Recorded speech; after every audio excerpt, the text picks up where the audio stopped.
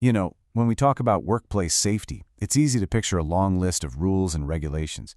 But it's so much more than that. It's really about a shared mindset, a culture of looking out for each other to protect what's truly important. So let's dive in and explore what that actually looks like. So let me start by asking you a question. Just think about it for a second. No matter what you do for a living, whether you're behind a desk or on a massive construction site, what is the single most important part of your job? What's the real goal at the end of every single workday? That's it. Getting home safe.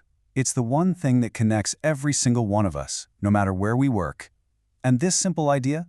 It's the absolute, non-negotiable heart of a real safety culture. So how do we get there? How do we build this kind of culture? Well, it doesn't just happen by magic. It's built day by day, and it starts with each of us. You could even think of it as your own personal safety DNA. And the very foundation of that DNA, the bedrock, is understanding that some risks are just too big. The rules designed to prevent them, they simply can't be broken. Period. These aren't just guidelines. They're hard lines you can never, ever cross. Our source material calls these the 8 cardinal rules, and they're designed to stop the most serious, life-changing incidents before they can happen. Think about things like operating mobile equipment, working up high, or making sure energy sources are properly isolated. These aren't optional, they're absolutes, because they are proven to prevent disasters. Okay, so if the cardinal rules are about stopping the absolute worst-case scenarios, what about everything else? The day-to-day stuff. This is where we shift from those hard and fast rules to proactive, everyday habits. And it really boils down to 5 key behaviors. First up, eyes on hands. It sounds almost too simple, right? But our hands are the tools we use for everything, which means they're often in the most danger. This is all about being actively aware. Do you have the right gloves on? Do you know where all the pinch points are? A simple rule of thumb here is to never, ever put your hands where you can't see them. Next, we have eyes on path. Slips, trips, and falls are some of the most common injuries out there, but they're almost always preventable. This one's all about being present. It means looking where you're going, scanning for hazards, and yes, putting that phone away. We talk a lot about distracted driving, but distracted walking is a real danger too. Behavior number 3 is a classic. Right tool for the job. Come on, we've all seen someone try to use a wrench as a hammer. It might seem like a clever shortcut, but it's exactly what this rule is about. Using the wrong tool, or a damaged one, isn't just clumsy, it's a direct route to getting hurt. The rule is simple. If you don't have the right tool, you stop and go get it. No exceptions. Now this next one, line of fire, I love this concept. It forces you to think a few steps ahead, kind of like a chess player. You have to ask yourself, where's the danger? Where's the stored energy? Maybe it's a load hanging from a crane, a pressurized system, or just the path a truck is going to take. Your job is to see that potential path and make sure you're not in it. And finally, the 5th behavior is what ties all the others together: mind on job. It's so straightforward. Distractions lead to injuries. That's just a fact. Staying focused on what you're doing right here and right now is the mental discipline that makes all the other physical habits actually work. Okay, so we've got the non-negotiable rules and we have the daily habits. But what do you do when something changes or when you're about to start a new task? Well, that's where your practical toolkit comes in. And this is a fantastic tool called the Take 5 process. It's just a quick, powerful mental checklist. Before you jump in, you just stop and think. You look around and identify what could possibly go wrong. Then you make the changes needed to control those risks.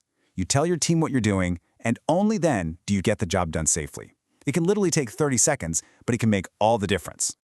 And when you're making those changes, it's so important to understand this, the hierarchy of controls. This pyramid is brilliant because it shows us that not all safety fixes are created equal. The absolute best thing you can do is elimination. Just get rid of the hazard entirely. Way down at the bottom, the least effective thing is just relying on PPE like a hard hat or gloves. The goal is always, always to aim as high up this pyramid as you possibly can. But here's the thing.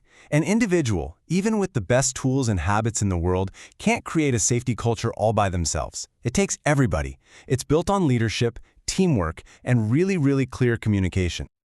This is what real, visible leadership looks like. And notice, it's got nothing to do with your job title. Anyone can be a safety leader. It's about having a clear vision for keeping people safe, building credibility by doing the right thing every time, working with others, talking things through, and taking action when you see a problem.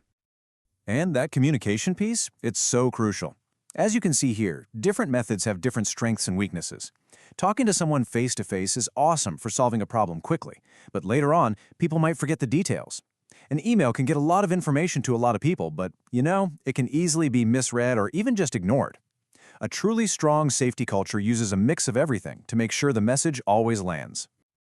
So from here, we build to what I think is the single most powerful idea in all of workplace safety.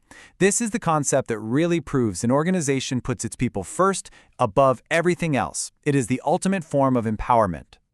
It's called Stop Work Authority. And I want you to look really closely at that definition. It is the authority and responsibility of any individual, not just the boss, not just the safety officer, anyone. Anyone has the power to stop a job if they feel something is unsafe. And a tool like this card, it's not just a piece of plastic. It's a symbol.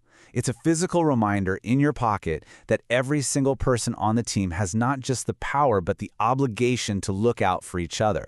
It basically says, your voice matters and we promise to listen. And here it is. This is the promise that makes the whole thing work. No one will be disciplined for stopping a job they feel is unsafe. When an organization truly lives by this, safety stops being just a program and becomes a core value. It's always better to stop and talk about a job than to have an incident, every single time. So after all the rules and tools and procedures, the final question is really simple, and it's for you. In that moment, when something just doesn't feel right, do you have the courage to make that call? Because really, that's what this is all about. It's a cycle of thinking, acting, and looking out for one another, with one simple, profound purpose: making sure that everyone at the end of every shift gets to go home safe.